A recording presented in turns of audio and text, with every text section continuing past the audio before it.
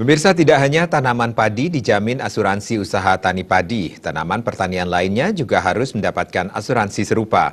Tanaman pertanian selain padi juga menghadapi resiko gagal panen sehingga harus dijamin asuransi.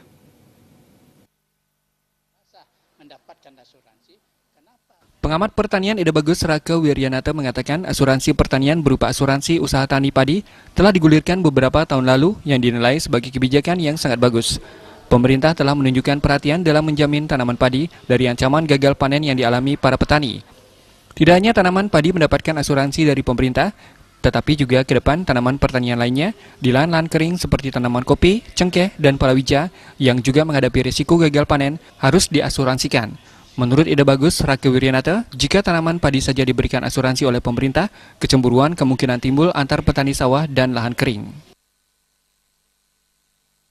Saya melihat jangan hanya petani padi saja yang mendapatkan asuransi, bagaimana petani-petani yang lain yang juga sama merupakan untuk kelanjutan hidupnya mereka, ya, terutama seperti kita lihat sekarang itu. Nah, kalau di dalam pertanian itu kan ada dua pertanian, pertanian lahan basah dan pertanian lahan kering. Nah, tentunya di dalam di lahan pertanian basah mendapatkan asuransi. Kenapa di pertanian kering tidak diberlakukan seperti itu?